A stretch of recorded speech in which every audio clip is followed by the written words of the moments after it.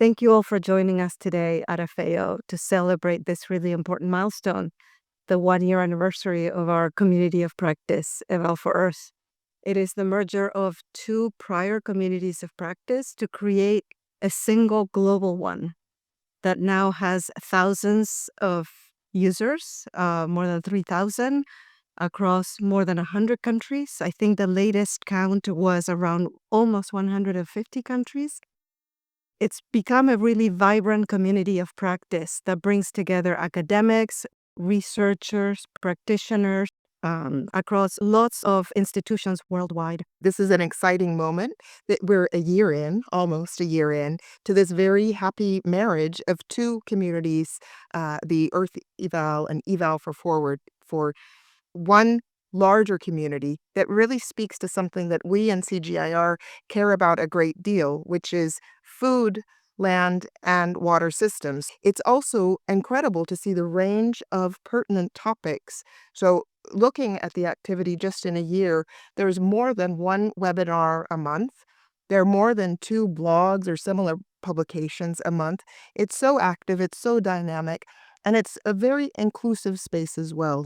We have 3 main reflections on the experience so far. So one is the success in terms of increasing membership, increasing and becoming more and more diverse. The second reflection is about the interdisciplinary content of the conversation in this network. So, and it has helped a lot create a nexus, for example, between agricultural development, rural development, and environment or climate. And the third one, whereas at the very beginning, the proposal for the topic were coming mostly, let's say, from the founding members. And that's normal because it was necessary to stimulate a dialogue. But most of the requests now come from the members, so outside the founding group. I can say from EFAD's perspective, what really it shows is the power of joint approaches and a network that helps us all in sort of addressing these global challenges. So with the climate crisis, with growing food insecurity, we are all facing challenges in evaluating these very, very complex areas, and having this space for our practitioners to exchange practice, to talk about common challenges, methodological challenges, but also as a platform to amplify the results of our evaluations.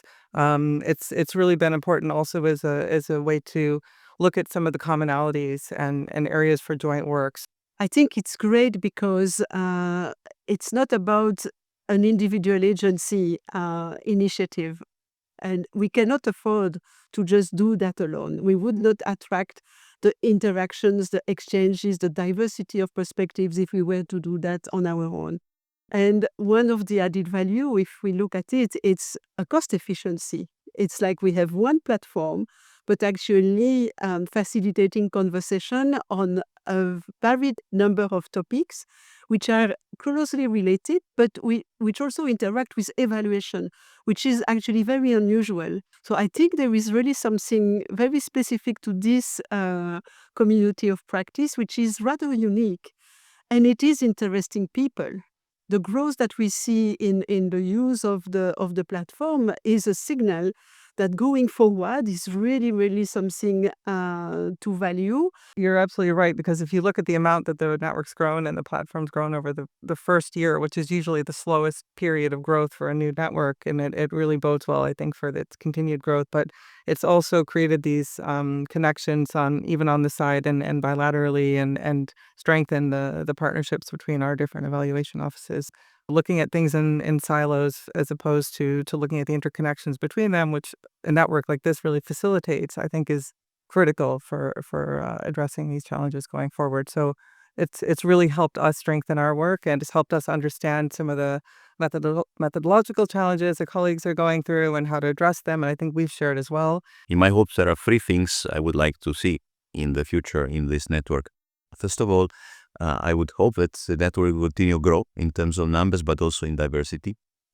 The second is that it would be great if a network could include more and more, on one hand, universities and think tanks, and on the other hand, decision makers in agricultural, environmental policies, for example. And the third hope is that also we have evidence, we have many evaluations what might happen through this network is that new ideas come on synthesis. So what are the topics that where we would like to collect and build on the knowledge that we have and consolidate? In our work in CGIR, we're thinking about how to connect our evaluation work better with countries where CGIR works, with decision makers in countries. And we see that this particular platform in this particular community is very supportive in that kind of endeavor. We highly value also this idea of co-creation, and this touches on the point of synthetic work, but co-creation in the exchanges across the many different agencies and independent professionals who are involved in the community. So for sure, moving forward, we have a very strong commitment to seeing this community continue into the future, growing, bringing in further decision-making voices, engaging better and deeper into the countries where the work is perhaps most important. What I found interesting recently is that the conversations South-South are actually happening more and more. So without us, so we have a key role to play going forward. It is to continue to facilitate that dialogue. The dialogue doesn't have to be North-North, North-South, or South-North, but more and more South-South. So for me, I see the success of the platform going forward is that we see more and more of these exchanges globally.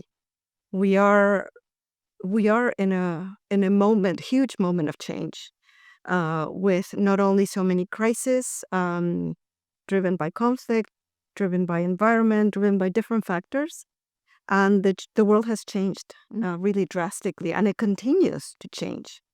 And so we all have to figure out how we respond and how we help. And I think that this community has proven that it is helping us do that. When I think of the future, I think that we have to stay on this path, and we need to continue thinking about how we strengthen this partnership, but also how we keep it flexible. Not put so much structure that there's no room for innovation and there's no room for adapting to what the needs might be.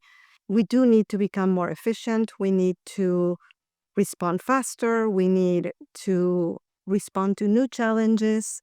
And we have to figure this out together.